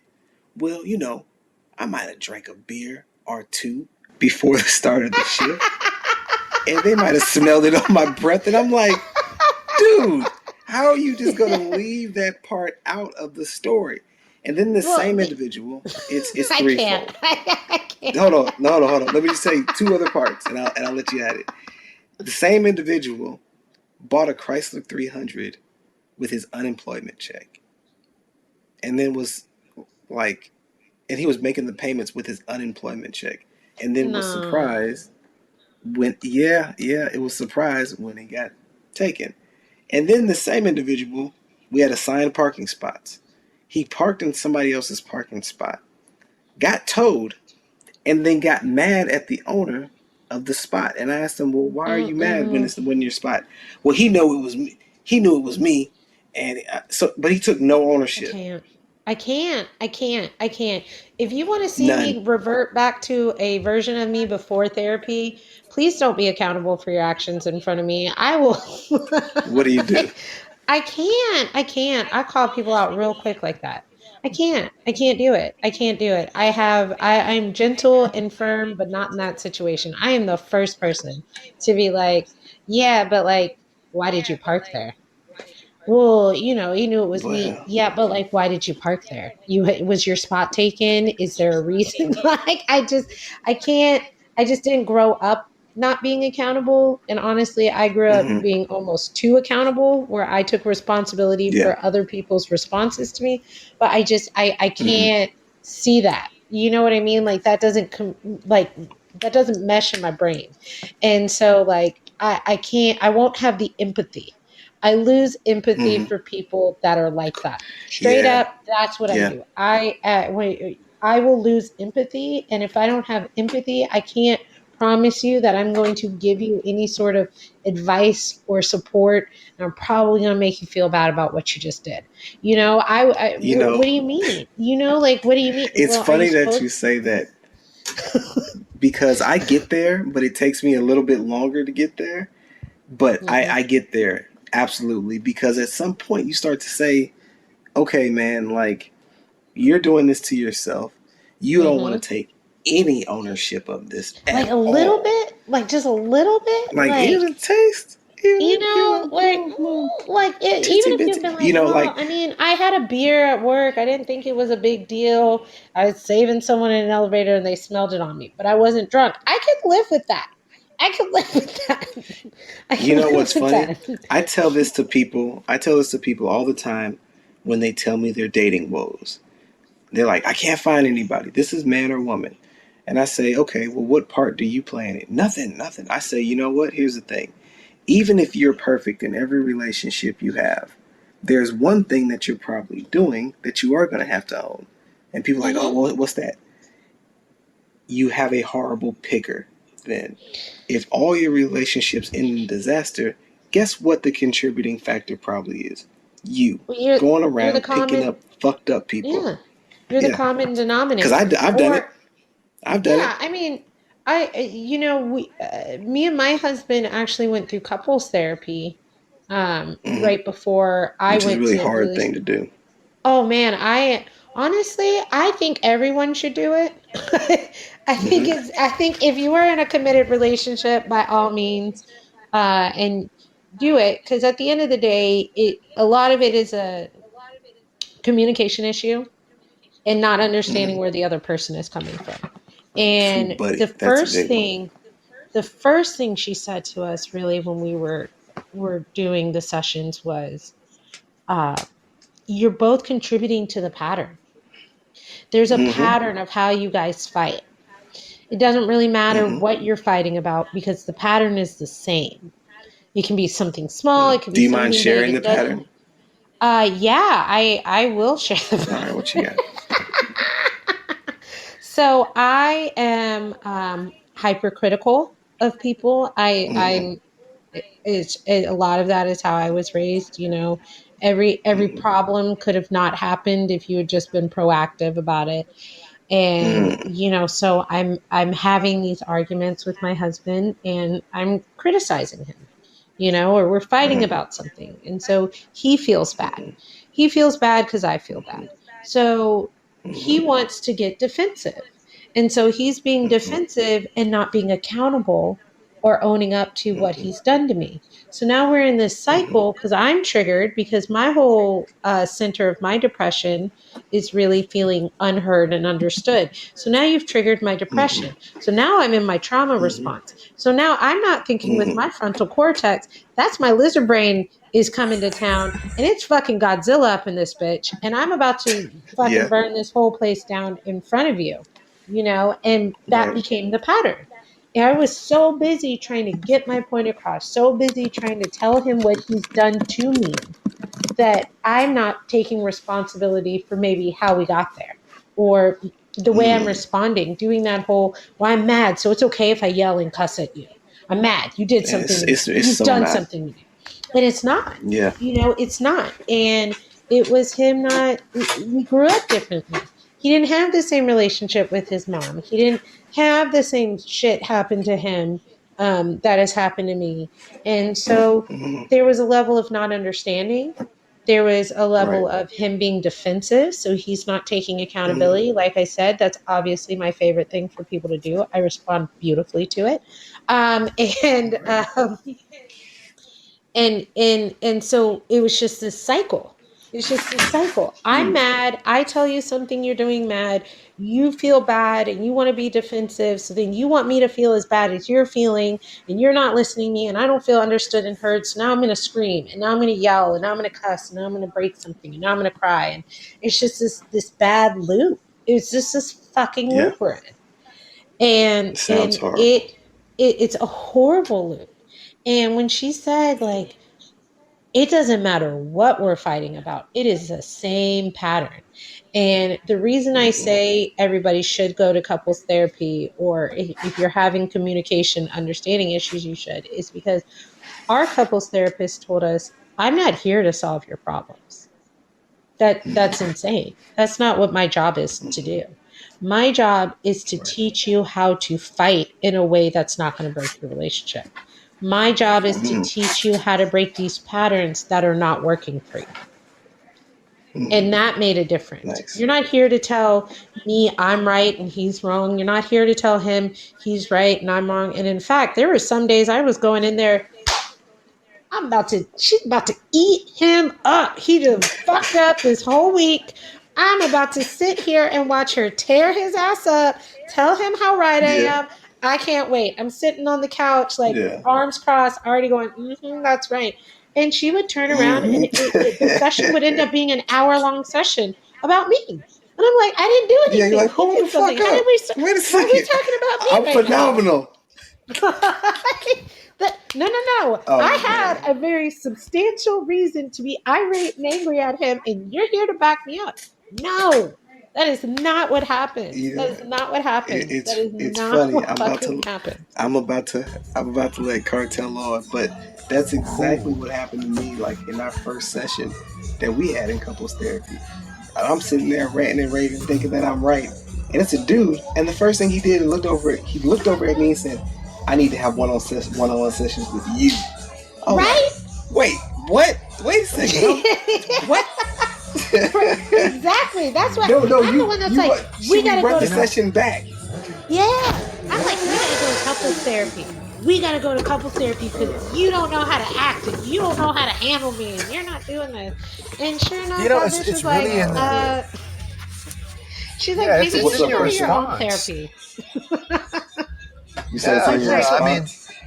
yeah, it's the way we respond to those mm-hmm. who that can't do, what we feel they can't get right or they can't do right. Mhm. It's the way we respond Mhm. that actually gives Yep. them the answers to solve their problems. Mhm. Mhm. The way we Mhm. respond to Yeah. someone who neglects us, we got to Mhm. understand that, we are all designed to defend ourselves and defend our beliefs. That's just Yeah. something that Mhm. we have inside of us that is just triggered by an experience, right? So then we are defensive or indefensive. Like she says, her Y chromosome, 23rd chromosome, reptilian chromosome goes on Godzilla, Mhm. Mhm. right? And she turns up. Mhm. But see, that's just it.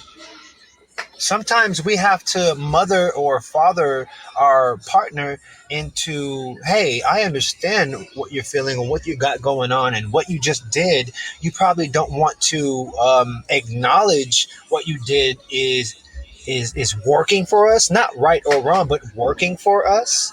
Yeah. So let me Mhm. tell you that I understand what you're doing, but I need to let you know, further let you know how I feel about what you just did.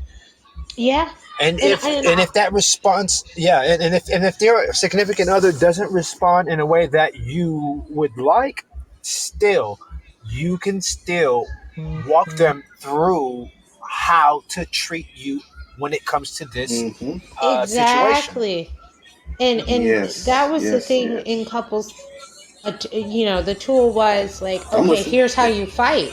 And it sounds stupid. Like, how are you going to tell me how to fight? And she's like giving us little pamphlets and read this and look at these words. And the idea is you're communicating that I am responding. You're making me feel like X.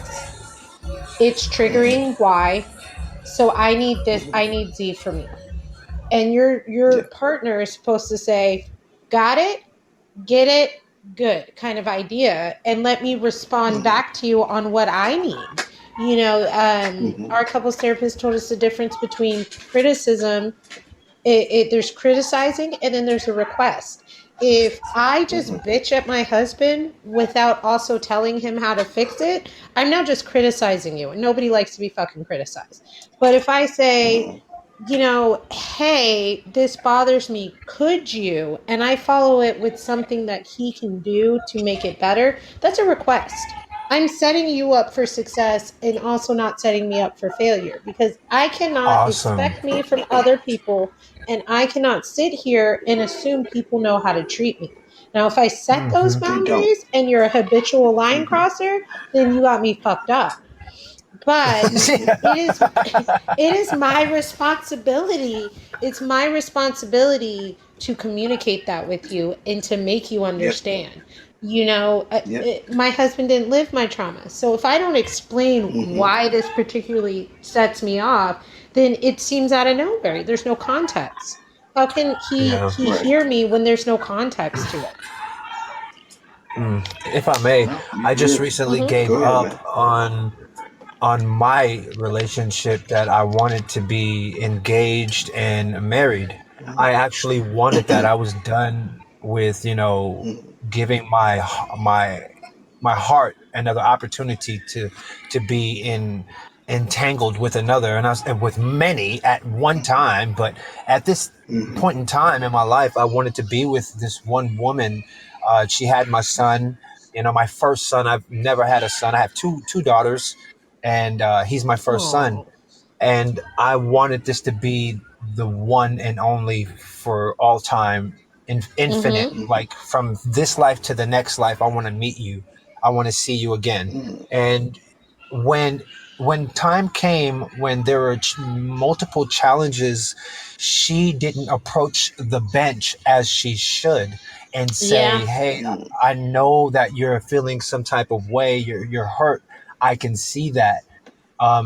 What can I do to better adjust for you and us so that we can be successful in our relationship?" And I've multiple times told her, hey, this is how you should approach me when I'm broken like this. You Mhm. see me Mhm. sitting at the edge Mhm. of the bed like for an hour to 3 hours. I would literally sit at the edge of the bed for 3 hours, right? Yeah. See, and just Depression's a sit there. hell of a fucking thing.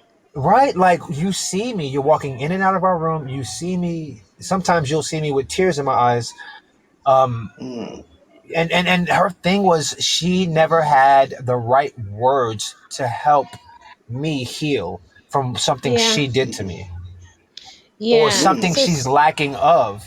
So what her thing mm, was is I wasn't brought up that way. I've never met a man that is open to his emotions, mm, yeah. and yeah, and it's like, well, yeah, well, this is how you. Why you're so better than me? You're so this than me? No, I'm not. I just have experience and I know how to apply it. I have the formula and I'm going to apply it. I'm giving you the tools for success. Please apply them. And she would never apply them. She would just stay on the other side of the house, and I just sit there and just in desperate need of help. So, and me, I don't believe in well, it's not that I don't believe in God, but my perception of God is totally different than Different. most people. So, Yeah.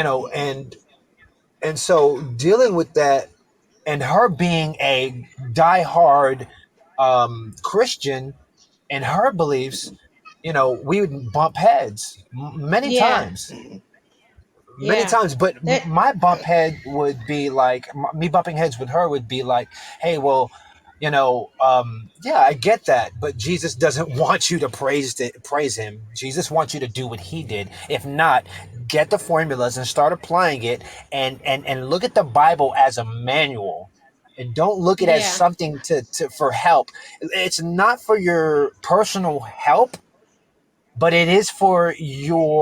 it's for your personal gain, and that's to help others. I don't know if I'm making myself clear, but No, it's for you it to makes fix yourself sense. inside, and then help people around you to have a better environment. But like you said earlier today, we have to work on ourselves individually in order for our external environment to be at peace.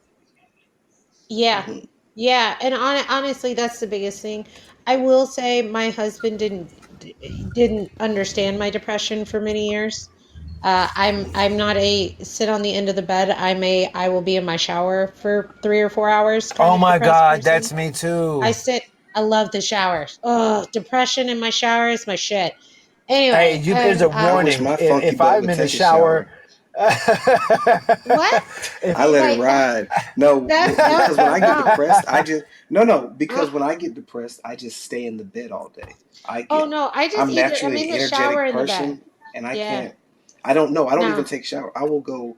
I'll if and this is and don't grow. Yeah, I'm not trying to gross anybody out, but if I'm in a severe state of depression, I can go up to a week without bathing. Like if I don't have to go anywhere, and I'll eat very minimally. I just won't move, and that's how my wife No. knows when something's wrong.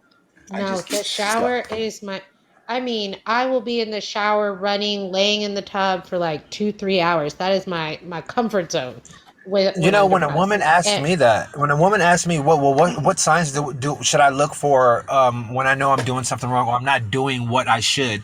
And I tell every woman that I attempt to give a chance and with my heart, if I'm in the shower for long periods of time, you have a problem. We have a problem. yeah. And if I'm at the edge of the bed, if I'm at the edge of the bed for hours, we have a problem. But Yeah. here's the thing, and I feel you so much on everything you're saying, especially if you feel like you're giving people the tools to handle you the right way, the way you're asking. Hmm. Because I used to say, I know my husband loves me, but he's not loving me the way I'm asking to be loved. He's loving me the way he thinks I should be loved, and those aren't the same things. Hmm. They're not. Hmm. But I also had to learn, at least in my couples therapy, that I can't force someone to give me something that they can't give me. Or That they they So, don't don't, have. or they don't or either understand they or don't have the have the, capacity to give it to me. or I probably tell they just don't care. That's how I felt. no, It could be it, but it could. Well, that's not always It could be true. all of those. I'm not saying see, it's but your It could be all the. situation. It could. no, it could be all of those. That's the truth is it could be all of those, but the reality is it's most likely not. It's most likely But not hold on, someone here's not a bigger caring about reality. you. It's someone that doesn't understand. And for me, I tell this to my sister because I love my mom, but Hmm. my mom is not a warm, squishy person. So if I want to be Okay. mothered, I don't go to my mother to be mothered. So I used to tell Yep. myself, my sister, if I go to Taco Bell and I ask for a hamburger and they tell me I don't have hamburgers, why am I mad at Taco Bell? It's Exactly. not what they do. It's not what they do. You And have to accept part people of for the who they are. healing is accepting people for who they are and where they are. And some of what you need, and I've had to learn this, is when you ask for it externally and you don't get it, you have to learn to get it from yourself. Oh You yeah, and know, I Yep. do my that, there and I do that. my you know what I mean? And it's frustrating. I hear you. It's frustrating because you want It that is. support. I'm depressed. I want someone to make me feel better and comfort me and love me and touch me and comfort me and say the right words. But there's no guarantee they're going to do that. And if Why they're are we in not, a I have to relationship accept it. then? For Why? other Well, reasons. so Other for reasons. other My husband reasons, cracks I me the mean, fuck there's. up. We have a I great mean, time together. He learned. I mean, He yeah, learned. that's good. That's good. And Yeah, we have yeah, those moments too. Well, we had those moments as well. But it was like, I give you all the tools, and I'd say, here, apply them, and it's these things are applicable to a yeah. person of your velocity or your capacity. I'm sorry, to your Yeah. capacity. Why aren't you applying them? Why are you being lazy? I And will it's not say that I'm. this. There's a communication problem or a pattern here that's the break in the communication, straight up. Because She if doesn't someone you're talk. with, and there's that, and then there's some shit she needs to work out that has nothing to do with you. Her And that's what inability to I give you thought. what you want is some shit she needs to work out. But there is a way you're communicating in a way she's receiving it and vice versa, that there's a disconnect. Because I used to say the same thing. I don't get it. I'm telling you exactly what I need. I'm telling you exactly what not to do. I'm telling you all these things. Why aren't you getting it? There's no reason we shouldn't be on the same page. And I had to take responsibility for maybe the way I'm talking to you, the way I'm asking for those things. You Oh know, no, I was a big pussy. I mean, I'm not gonna lie. I was the biggest female. I'm the biggest female in the relationship. I'm like, babe, listen, babe, I don't like that. Makes me feel very uncomfortable. Would you yeah, please, stop that right there? Because I don't do that. But everything that I have and what I used to do that you told me that you yeah, don't like or you didn't speak on because you never have to speak. I have to always be the mind reader for you. I have to yeah. I have to adjust. But everything that I need you to do, you're just not doing it. But here's what I need, and that and the so let way me I ask you a approach question. her. Let me ask you a question, Cartel. Has this ever Yeah. happened before in any of your previous relationships? Ooh, good question. Whoa! Let me tell you something. Hmm. Ooh, good Okay, question. all my previous relationships were so toxic, Hmm. but at that moment, I was into the toxicity, so it worked for So do me. you see? So do you see Okay. that loop right there? That's the Because you're go ahead, Well, the Donovan. I mean, body, or the you say, body, the body and the mind likes homeostasis, right? The body and the mind and people like things the way that they've always been. And what we don't realize is that when we've been in a fair number of toxic relationships, your brain starts to adjust. And what I mean by that, just like somebody who's been in prison for a number of years, or maybe somebody that's lived in a dangerous country, your body starts to set to this high level of dopamine, basically.